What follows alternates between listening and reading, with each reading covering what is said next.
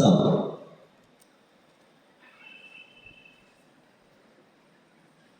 good afternoon, students. We are here again, and each time I come to your class, I feel very, very excited to teach you. Even though some of you feel very, very angry and bad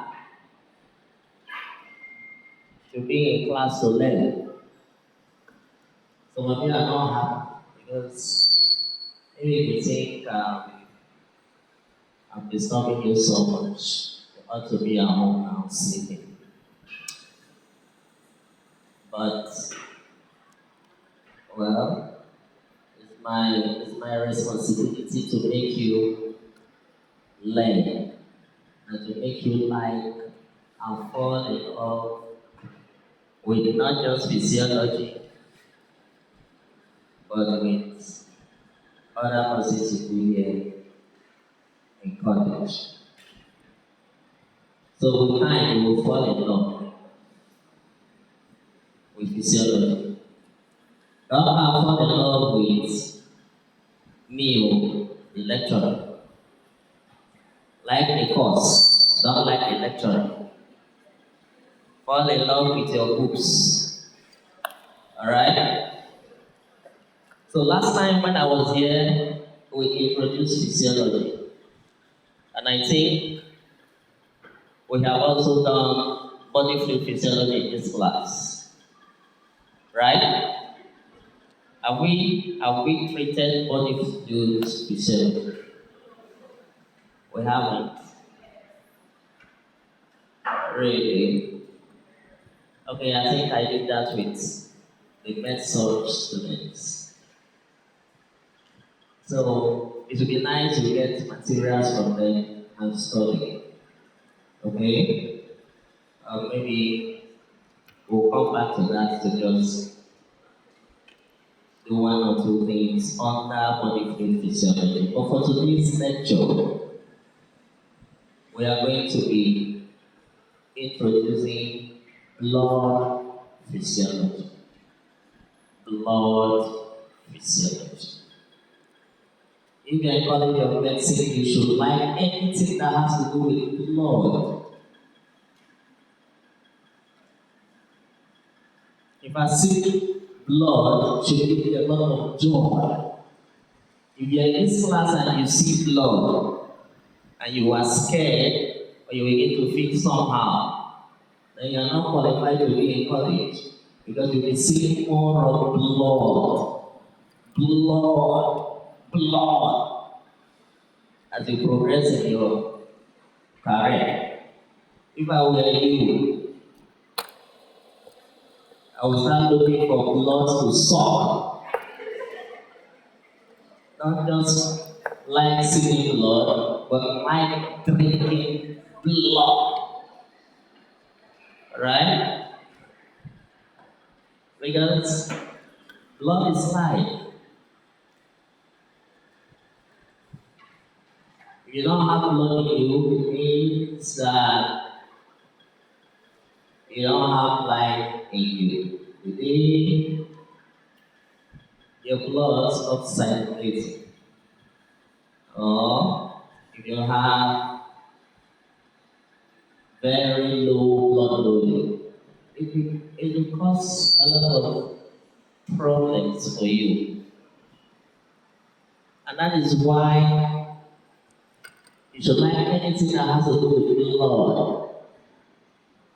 And you should also fall in love with blood physiology. If you fall in love with blood physiology, then you are going to be a very good nursing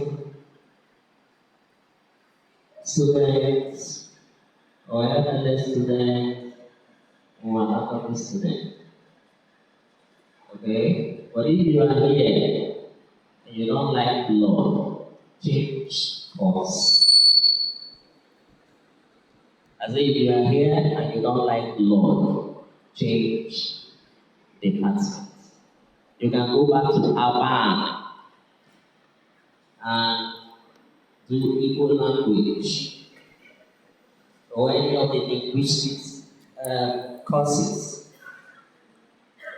alright?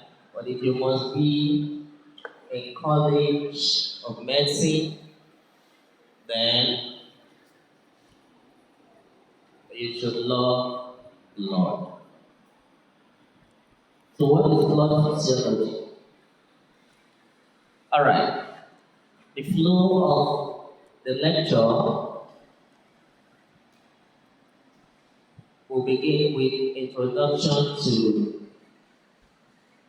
blood physiology. That is meaning of blood physiology. And then we'll go over to look at the properties and functions of blood. And then the components of blood. Then blood indices. Blood indices deals with all the parameters of packed cell volume or hematocrits, the main corpuscular volume, main corpuscular hemoglobin, and main corpuscular hemoglobin concentration. We're going to do all of that under blood physiology. And then after that, we'll look at how blood is produced. The organs and tissues that produces blood in human beings. And all of that has to do with hematopoiesis. Okay? The formation of blood cells. Hematopoiesis. Under hematopoiesis, we will look at erythropoiesis, that is the formation of red blood cells, leukopoiesis, which means the formation of white blood cells, and thrombopoiesis, which deals with the formation of platelets or thrombocytes.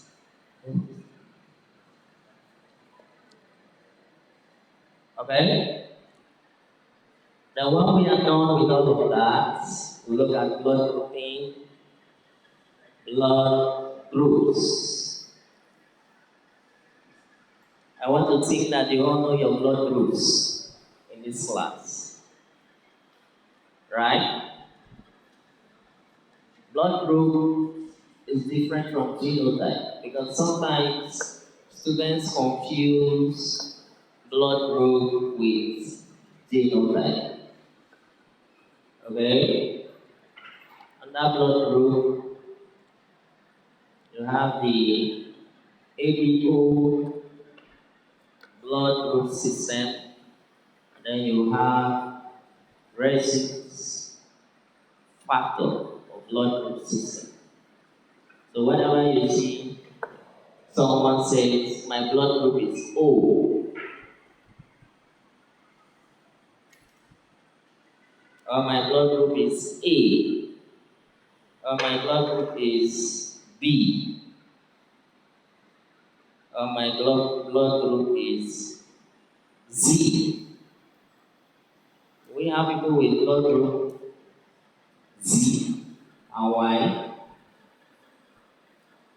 How about AS?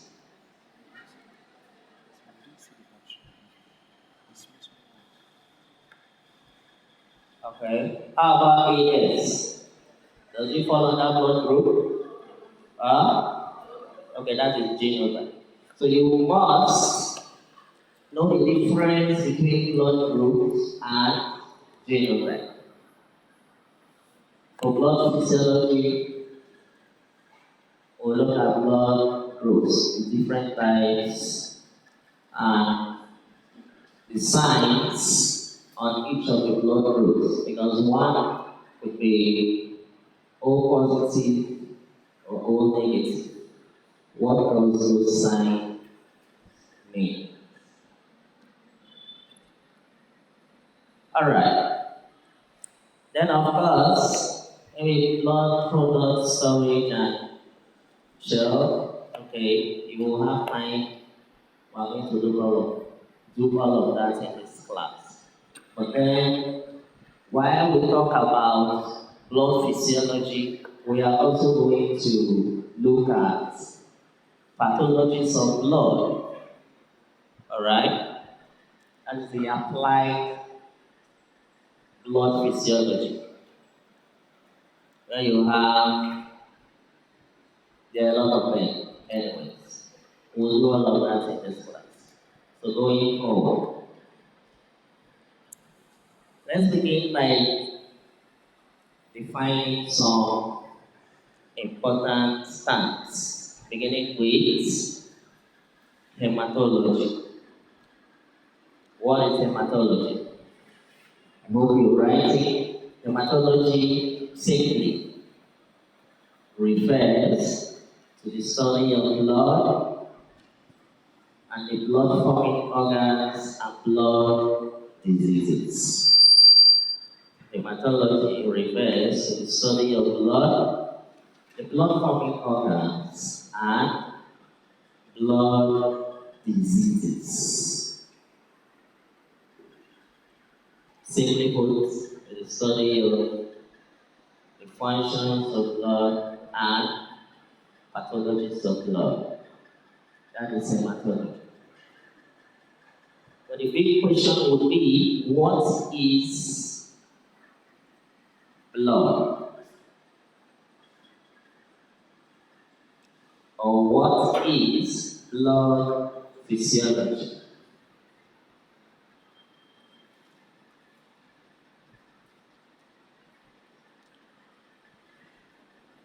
Blood is the river of life which flows through the blood vessels to the body, cells, tissues, and organ system. The river of life which flows through the blood vessels to supply the cells, the tissues, and the organ system. Alright? But in medicine, we define blood physiology as the study of the functions of blood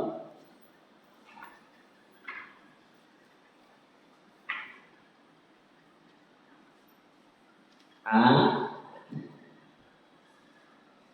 every pathologies of blood. Blood physiology is the study of the functions of blood. What exactly is blood? Blood is defined as a connective tissue which has a fluid component known as plasma. I said blood is defined as a connective tissue which has a fluid component known as plasma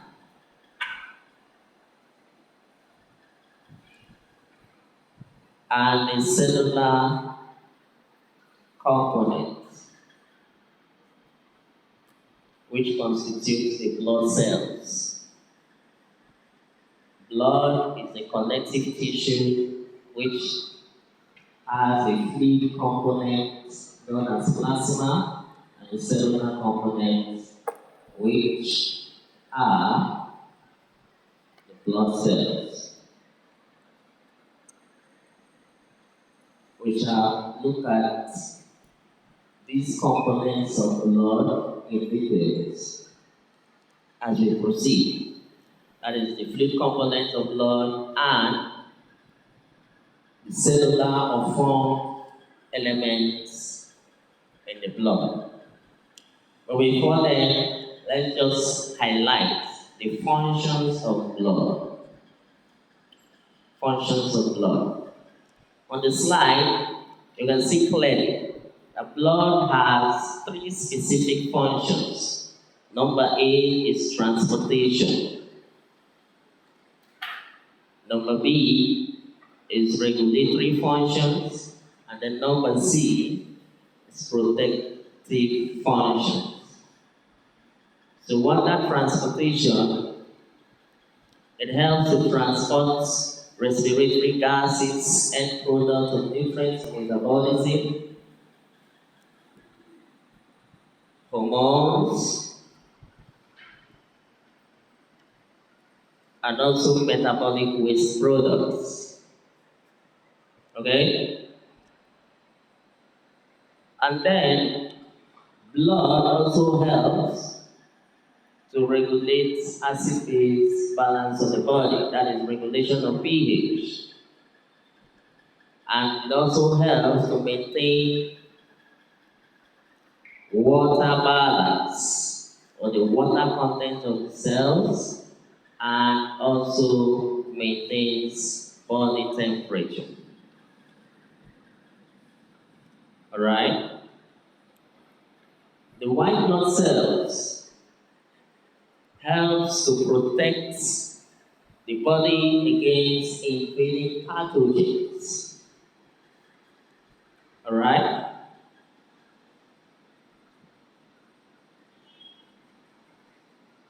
So these are the three key functions of blood.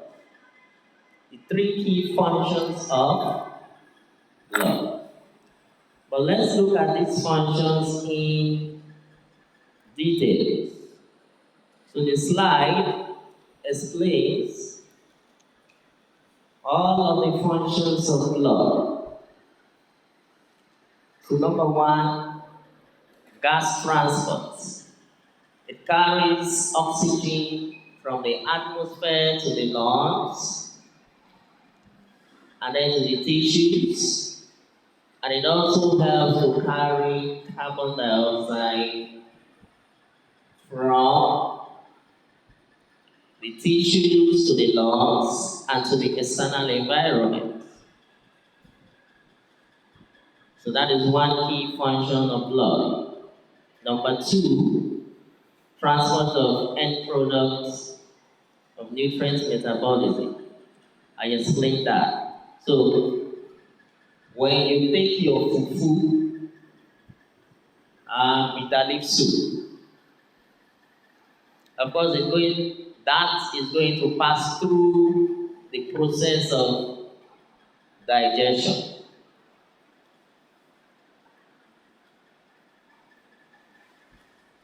And then while the apple is being converted to glucose, this glucose will be carried by the blood to supply your body cells and tissues. And that is how you get the energy with which you use to do your daily activities. So transport of nutritional substances for all cells. So that are key functions of blood. Regulation of different processes. Alright? Like I said earlier, it helps to regulate body temperature. That is thermoregulation, heat exchange between the tissues and the blood.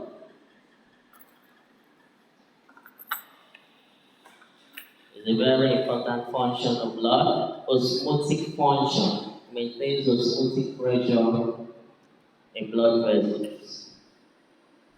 Protective function, blood has antibodies and the leukocytes, that is the white blood cells, also helps to protect the body against invading pathogens. Detoxification functions. The blood enzymes can neutralize different toxic substances. It's a key role of blood, and as we progress, you will get to know that in this class. So, this is just primary biology. If in this class you don't know what functions of blood are, then it means that you came into the university through special center. Hmm? So it's primary biology. Okay, let's proceed by looking at the properties of blood. Properties of blood. First is the color. What is the color of blood? Red. Alright? So blood is red in color. I don't know whether your own is black. Hmm? It's red in color. Okay? Arterial blood. What is arterial blood? The blood being carried by the arteries or oxygenated blood. That is the blood that has oxygen in it. It's known as arterial blood. What's the color of arterial blood? The blood in the arteries. It is scarlet red, okay, because it contains oxygen. I said that before. And then we have venous blood. The blood in the veins, also known as deoxygenated blood. The blood in your veins does not have oxygen. Okay? So you should note that the arterial blood has oxygen in it, whereas venous blood lacks oxygen. Okay? And this venous blood is purple red in color. And the reason for that is because it contains more CO2, that is carbon dioxide. Okay, number two is the volume. Normal volume of blood in a healthy human is 5 liters.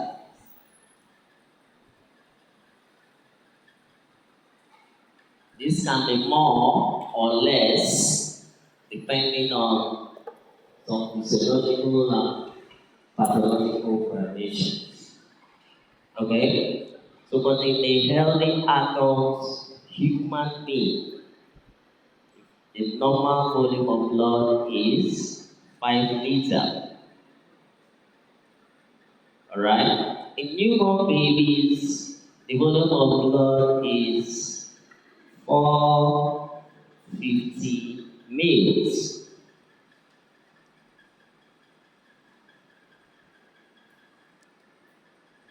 Okay? But this volume of blood is higher in males than in females. While the volume of blood in males is 5 liters, in females it is slightly lower. So in a female adult, the blood volume is 4.5 liters. And there is a reason for that. So what is the reason for the low blood volume in gash? Yes? What? They eat too much. Okay, they talk too much. Or they sleep too much. Who knows? Okay, nobody. Alright. Any others?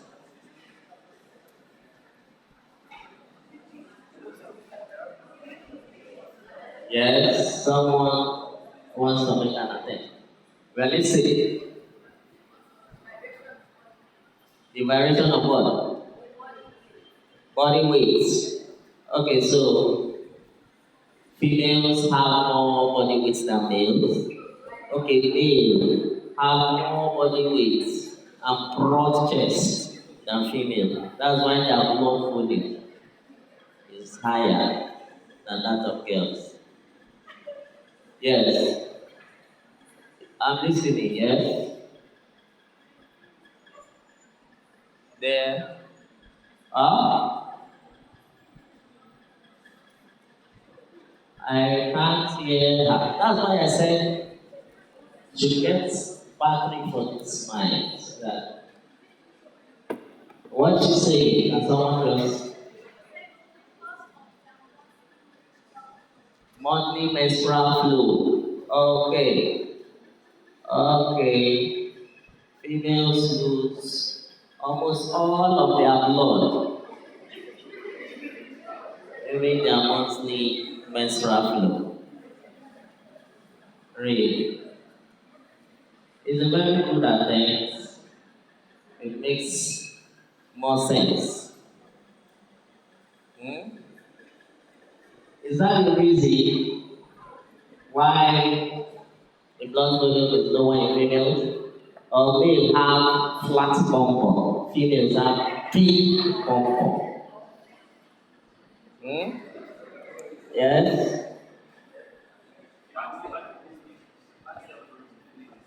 Uh, the parcel volume is of male is higher than females. Okay. Is it not the same thing we are saying? If blood volume is higher in males than females. Okay, the PCV, parcel volume of male will be higher than that of female. Even the red blood cell count in males will be higher than females. But there's a reason for all of this. Anyways, let's proceed. What? I should tell you the reason. I've given you a lot of reasons now. Males don't have big pom and they are not shaky. Females have big pom. Don't worry, as we proceed, you will know. Going forward, the next property of the blood is the pH. So blood is slightly alkaline and it has a pH of 7.4. pH of blood is 7.4. Other properties are the specific gravity of blood, alright? They are all on the slide. And then you have the viscosity of blood.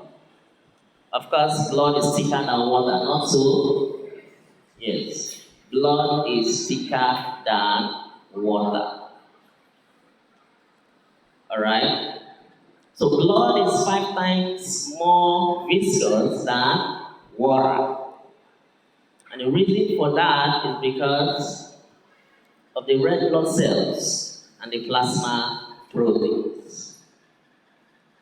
Every human blood contains more red blood cells. In fact, the red blood cells are the most abundant of the formed elements of blood.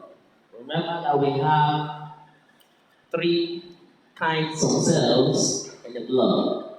Three kinds of blood cells. The red blood cells, white blood cells, and the platelets. But the most abundant one is the red blood cell. And because of this, it makes the blood to be viscous, thicker than water. And the mobility of the blood is sluggish because of its viscosity. Okay, let's proceed. Alright, we talked about the blood volume, just a while ago, and we say that the blood volume for male is higher than that of female. So physiologically speaking, the blood volume for an adult male ranges from 5 to 6 liters, and that of female is between 4 to 5 liters. What is the reason for that? You haven't told me. Okay, going forward. Composition of blood. Composition of blood.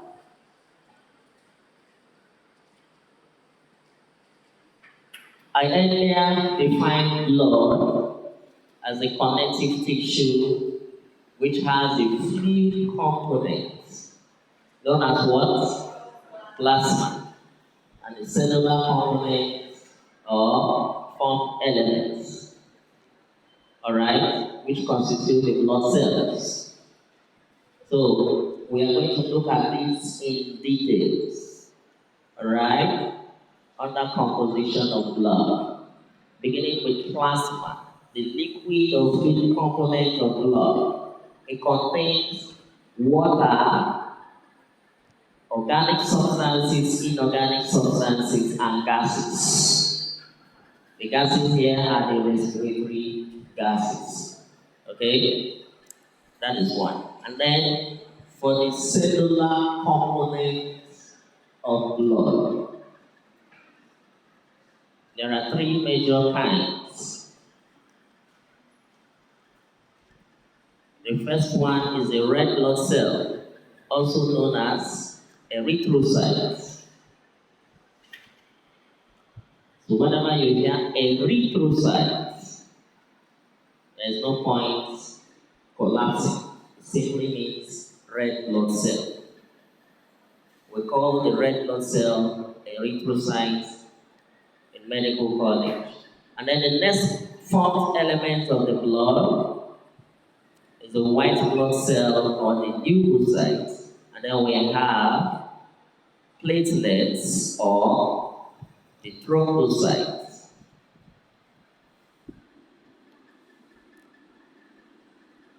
Alright, let's look at these components of the blood in detail. On the slide,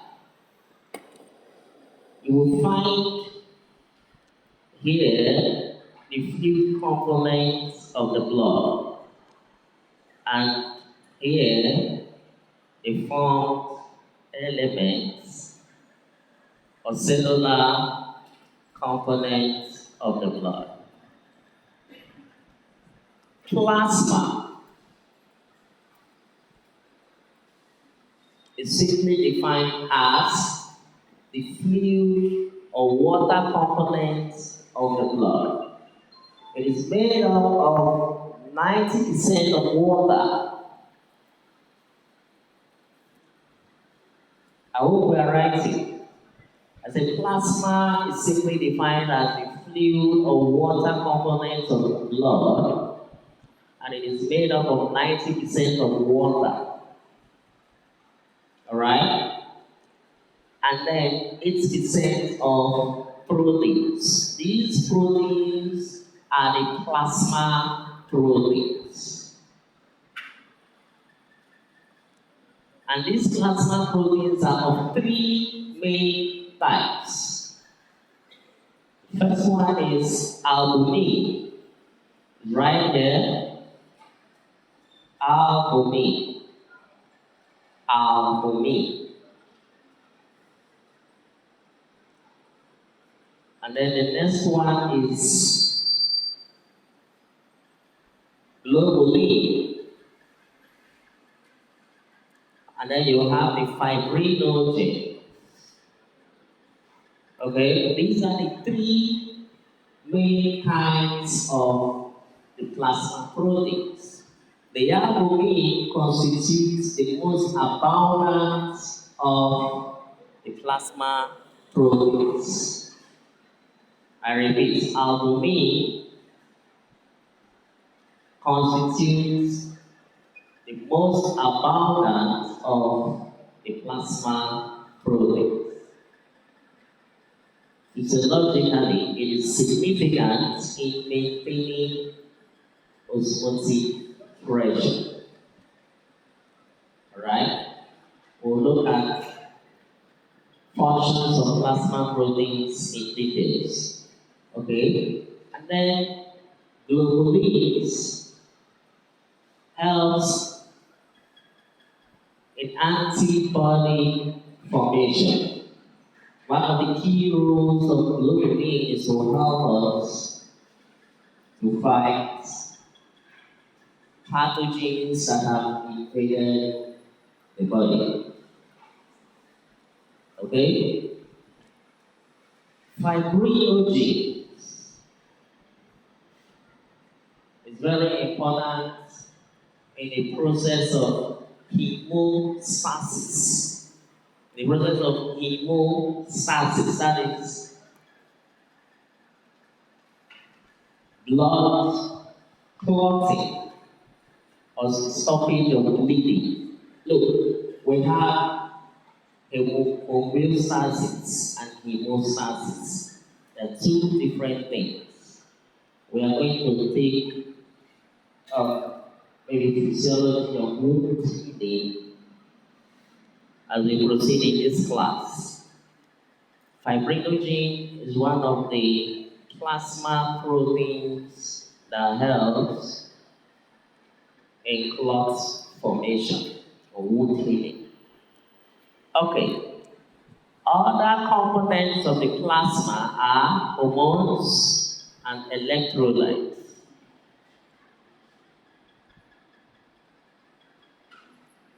Electrolytes such as sodium ion, potassium ion, calcium ions, all of that. Okay? And then we have end products of nutrient metabolism, such as glucose, amino acids, triglycerides, and cholesterol. Just classify these as free fatty acids. So glucose, amino acids, and free fatty acids. Alright? And then we have end products of glucose metabolism, also found in plasma, such as urea, creatinine, and bilirubin. These are end products or waste products of metabolism. Okay? Alright. The plasma also contains respiratory gases, oxygen, carbon dioxide, and nitrogen oxide. And then we have electrolytes, even though we have mentioned that before.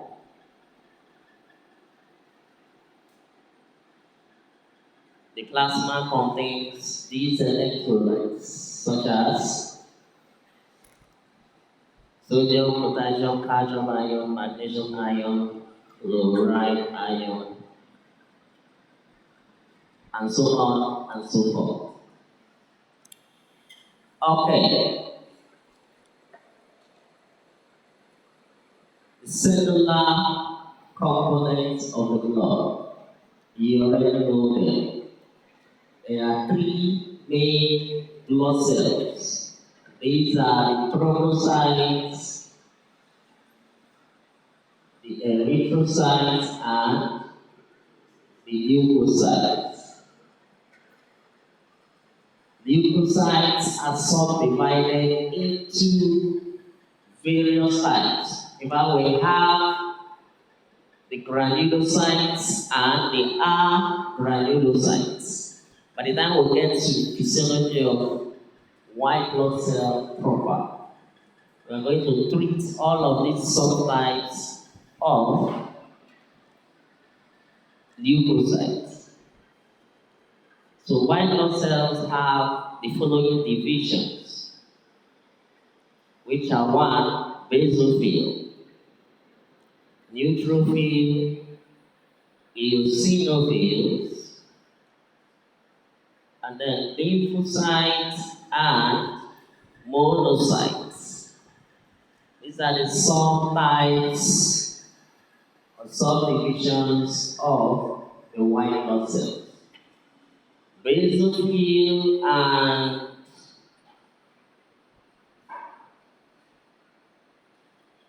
basophil to eosinophils are known as granulocytes. Alright?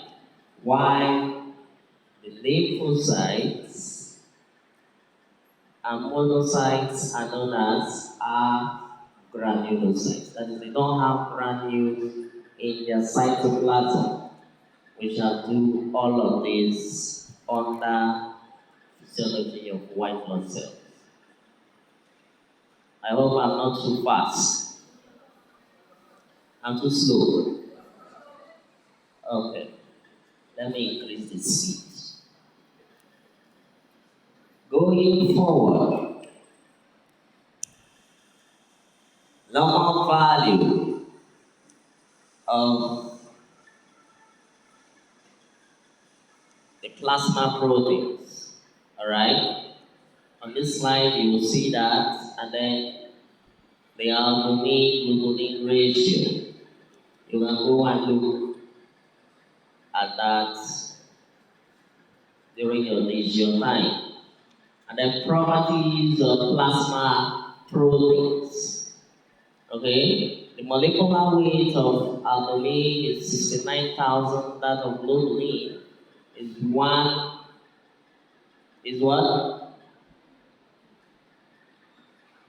What is that? Is it 1 million or 1,000?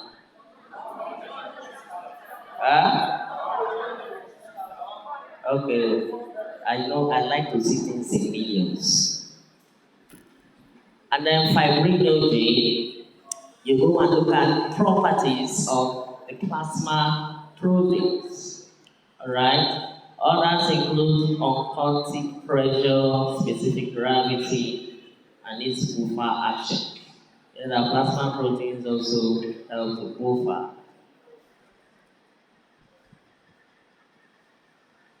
That is body pH. Serves as to help to regulate pH of the body. Alright. Functions of plasma proteins. Functions of plasma proteins. Number A, they play a very good role in the coagulation of blood. Which of the plasma proteins is involved in this? Yes? Fibrinogen. Okay. Number B, they help to defend the body against invading pathogens. And they play a very good role in defense mechanism of the body. Which of the plasma protein is involved? Immunoglobulin. Globulin. Okay. They have a transport mechanism. So which one? We are talking of role of plasma proteins. Which one helps in transport mechanism? Albumin. You are confusing instead of convincing me. Are you sure? Okay. Another role of the plasma protein is to maintain osmotic pressure. They also help in regulation of acid-base balance and then in viscosity of blood. Which one helps to maintain osmotic pressure, acid-base balance? Which one? Albumin. For which one? Osmotic pressure or acid-base balance or both? Okay. Which one adds to the thickness of the blood? Which one? Thickness of the blood. cells. They play a role in blood viscosity. Which of the plasma proteins helps in blood viscosity? Hmm? Albumin. Okay. They help in erythrocyte sedimentation rates. If I ask you which one, now you may collapse. So let's leave that. They help in suspension stability of red blood cells. Plasma proteins also helps in the production of triform substances. What are they? Medical students. Hmm? Okay. They also play a role as reserve proteins. Now you need to go back and look at